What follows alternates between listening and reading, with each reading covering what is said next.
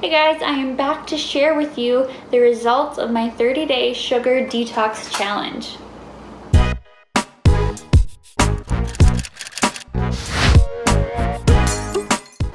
So just to introduce myself, if you're new here, my name is Kate. I'm a stay-at-home mom to 6 little ones. I share about family, homeschool, healthy habits, reviews, and today, like I said before, I'm just sharing about how I teamed up with Sweet Defeat for their 30-day sugar detox challenge. So in my first video, I shared the reasons why I wanted to do a sugar detox challenge, how sugar affects me, and what I was hoping to get out of it. If you missed that, I'll link it down below and I'll link it in this video. But basically, Sweet Defeat is a lozenge. How it works is it comes individually wrapped in these little packs. So you pop one of these on your tongue, and when it is dissolved, the ingredients in this bind to the sweet taste receptors to help prevent sweet things from tasting sweet. So it lasts around an hour or so, which is usually enough time to let that craving pass or to make a better choice. When I first heard how this is supposed to work, I was pretty skeptical. I've heard of a lot of diet products. In my younger days, I've tried a lot of diet products. This is not a diet product. It is meant to simply make sweet things not taste sweet to help get sugar out of your diet. So I actually filmed myself the first time I tried Sweet Defeat to get my genuine reaction for you guys to see. So I will show you that now. Alright, so the kids are outside playing and I thought I would try something. So you saw in my first video that when you put the Sweet Defeat on your tongue, it's supposed to prevent the sweet thing that you eat from tasting sweet. So it seems funny to purposefully eat chocolate when you're trying to do a sugar detox, but I really wanted to see what it tastes like when you do it.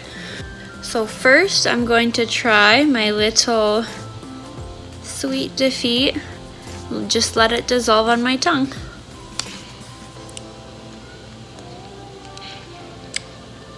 It's kind of like a mild minty flavor. So yeah, I'll just let this dissolve and then we'll try the chocolate. So I have just let the little lozenge dissolve, and now I'm gonna try my little chocolate sample to see if it actually does not taste sweet or what it tastes like. So I don't know, this is weird.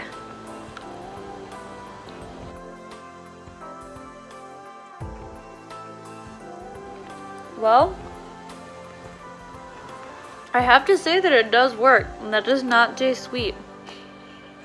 It tastes bitter.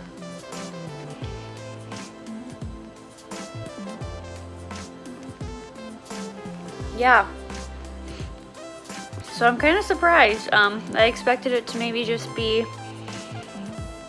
less sweet or different, but it actually did not taste good somehow. So I am surprised, impressed. I do not have a desire to eat anymore when it tastes like that. So it's definitely effective at not making it taste good.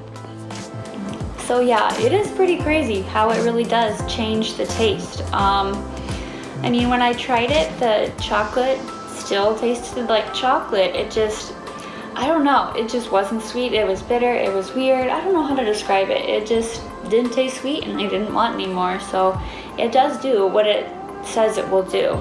Now that I've completed the 30 days, I just kind of want to share how it helped me throughout that process, how I think the process went, and how I'm feeling now. I mentioned in the first video that I thought the first week was going to be the hardest, and then I thought it would probably get easier from there, and that definitely seemed to be true. That first week, you know, I think my body was just craving what it is used to me feeding it, and that's when I found myself using Sweet Defeat the most. I was kind of nervous when the box came and it only had 30 lozenges in it for a 30-day detox, because I thought, you know, I'm going to be wanting to pop these several times a day to stop those cravings. But it honestly messes with the taste so much that after kind of experiencing that first nasty taste, I wasn't really wanting it again. I just knew that if I tried something sweet after doing one of these, it would be gross, and so it wasn't even worth it to try. And so I did not find myself like constantly having to take these or constantly needing them.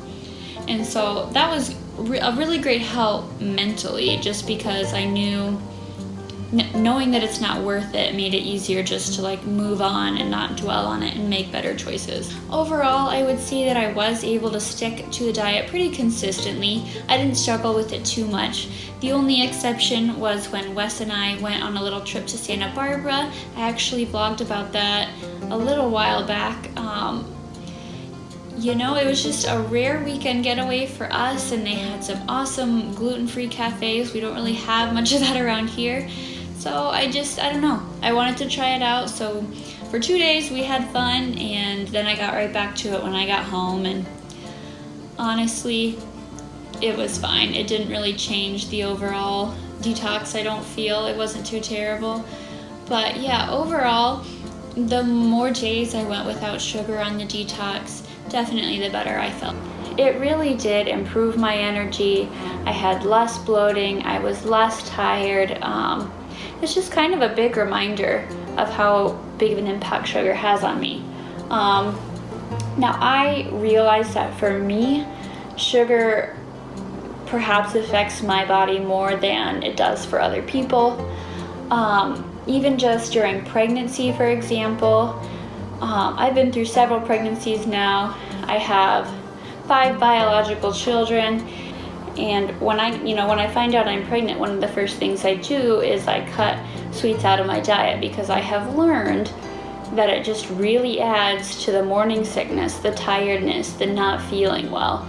And when I'm recovering from having kids, again, I just cut it out right away, because it makes me that much more tired and that much more yucky feeling. And so again, I know that it affects people differently, but for the most part, for most people, you're just better off without it, even if you don't feel the impacts of sugar as much as I do. It's just better to not have it be a huge part of your diet. I feel like I tend to downplay the effects that sugar has on me, when I'm not pregnant or recovering from childbirth, because it's not as big of an impact. But doing this sugar detox just really reminded me how much better I can feel when it's not a part of my day-to-day diet. Moving forward, I'm not going to give it up forever. I definitely think that sweets and sugar can be incorporated into a healthy diet. We take the kids out regularly for cupcakes on the weekends and birthdays, and so I definitely want to keep those special things we do with them in our life. But more like the day-to-day, there's no reason it needs to be constantly in my diet. And so moving forward, I do still want to keep it to a minimum, keep it to those special things, and continue having just better energy and feeling better all around. So for how I use this and how I see it moving forward, again, I did use it more early on, and I really didn't find myself using it towards the end as much, just because by the end of it, I wasn't really craving it because I had detoxed off of sugar. Moving forward, Sweet Defeat really isn't something you need daily to get off of sugar. I think once you start establishing those better habits, you just don't crave it as much. But I can foresee, knowing my natural tendencies, starting to slip into, having more and more. And so moving forward, I think it'll be used on an as needed basis. Just when I feel myself starting to turn to sugar too often, maybe I'll do a shorter detox, or for a couple of days, that's when I see this coming in handy to kind of help rein it back in a little. So if you're wanting to try a detox yourself, whether it be 30 days or a week or just any amount of time to get sugar out of your diet for a bit, I definitely recommend trying it out. I will be linking to a blog post below for my full review, and also a link for 50% off your first box if you want to try it. Definitely let me know if you have any questions or if you've done a detox before, what you find helpful for that. If you found this video helpful, feel free to like and subscribe to keep up with future postings, and thanks for watching.